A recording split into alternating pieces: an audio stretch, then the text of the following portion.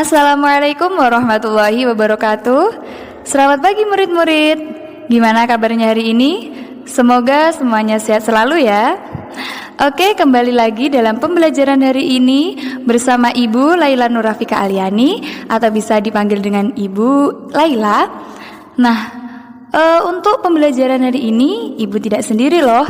Jadi Ibu membawa rekan Ibu yang bernama Ibu Irfa Sabana Asmi atau bisa akrab dipanggil dengan Ibu Irfa. Untuk podcast kali ini kita akan belajar mata pelajaran Bahasa Indonesia materi tentang cerita rakyat. Nah, untuk tujuan pembelajaran serta petunjuk teknis mengikuti podcast hari ini akan disampaikan oleh Ibu Irfa. Silakan Ibu Irfa. Oke, terima kasih Bu Laila. Jadi tujuan pembelajaran hari ini, yang pertama, siswa diharapkan mampu menjelaskan unsur-unsur cerita yang didengarkan. Yang kedua, siswa diharapkan dapat mengidentifikasi unsur cerita yang didengarkannya.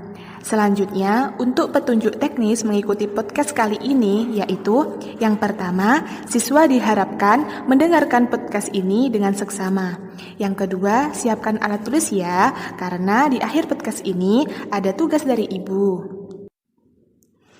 Oke anak-anak, itu tadi seputar petunjuk teknis sudah dijelaskan oleh Ibu Irfa. Jadi kita bisa langsung mulai pembelajaran hari ini ya. Nah, kalau kita berbicara tentang cerita rakyat, pasti itu sudah sangat familiar kita dengarkan sehari-hari. Namun, kenyataannya para siswa itu belum tahu apa hakikat sebenarnya dari cerita rakyat, apa unsur-unsur yang termuat di dalamnya. Apalagi seperti sekarang ini di era digital, banyak sekali anak-anak yang memegang HP tapi dia malah kebanyakan menonton video game, bermain game daripada mendengarkan cerita rakyat ataupun membaca buku tentang cerita rakyat. Jadi bisa dijelaskan Bu Irfa, apa sih itu sebenarnya cerita rakyat? Baik Bu Laila, jadi saya akan menjelaskan sedikit tentang cerita rakyat. Anak-anak, pernahkah kalian mendengarkan dongeng tentang cerita rakyat? Jadi cerita rakyat itu merupakan bentuk karya sastra lama. Cerita rakyat yang berkembang di masyarakat itu sering disebut dongeng. Dongeng merupakan cerita khayalan yang tidak pernah terjadi, terutama tentang kejadian yang aneh pada zaman dahulu. Bentuk dongeng yang ada di masyarakat antara lain, yang pertama, fabel. Fabel adalah cerita rekaan yang semua tokohnya terdiri atas binatang yang berperilaku seperti manusia. Contohnya si kancil. Yang kedua ada legenda. Jadi legenda itu adalah cerita rekaan yang dihubungkan dengan terjadinya suatu tempat. Contoh, terjadinya rawa pening, terjadinya gunung tangkupan perahu, dan masih banyak lagi. Yang ketiga, sage. Sage adalah cerita rekaan yang dihubungkan dengan sejarah. Contoh, Saur Sepuh. Yang keempat, mite.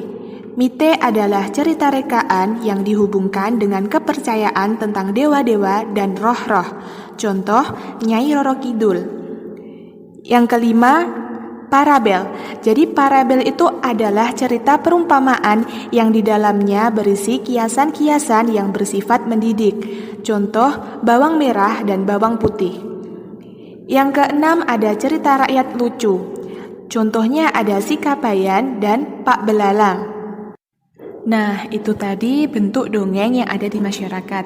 Selanjutnya, jika kalian pernah mendengarkan tentang cerita rakyat, perhatikanlah unsur-unsur yang ada di dalam cerita rakyat. Jadi, apa aja sih unsur-unsur di dalam cerita rakyat itu? Unsur yang pertama itu ada tokoh. Tokoh adalah pelaku yang mengemban peristiwa dalam cerita yang memiliki sifat, tingkah laku, atau watak-watak tertentu. Yang kedua, latar. Latar merupakan segala keterangan mengenai waktu, tempat, dan suasana dalam cerita. Latar tempat, misalnya di desa, di kota, atau daerah tertentu.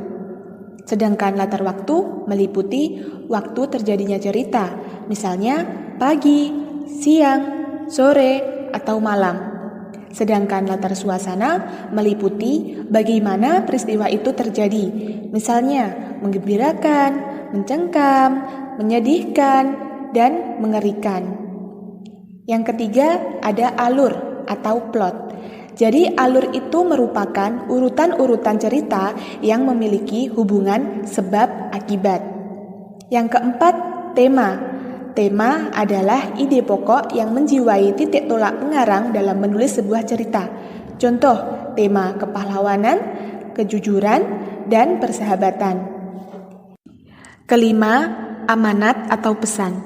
Amanat adalah pesan yang ingin disampaikan pengarang kepada pembaca. Pesan biasanya berisi tentang nasihat atau hikmah yang diperoleh setelah mendengarkan cerita yang didengarnya.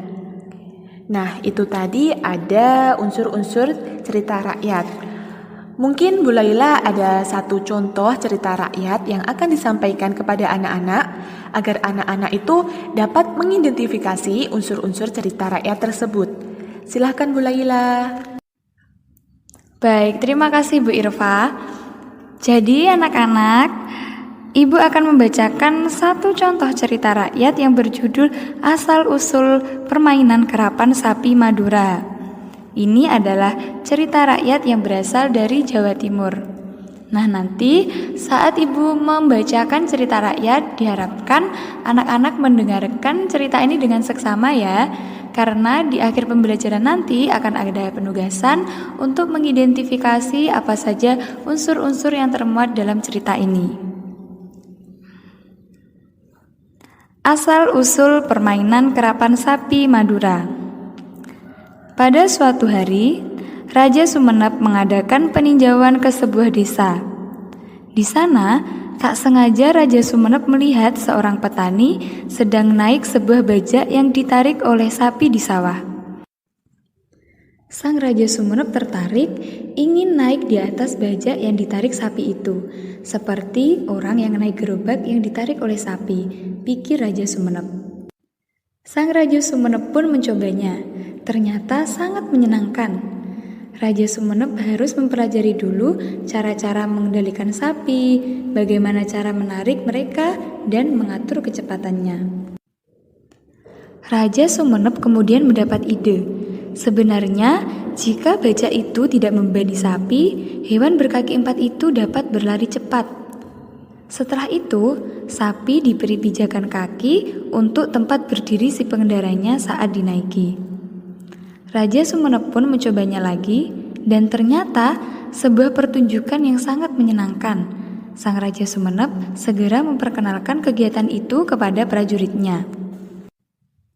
Ternyata mereka pun menikmatinya. Sore harinya, Sri Baginda Raja Sumenep mengumpulkan penduduk dan para pengawalnya.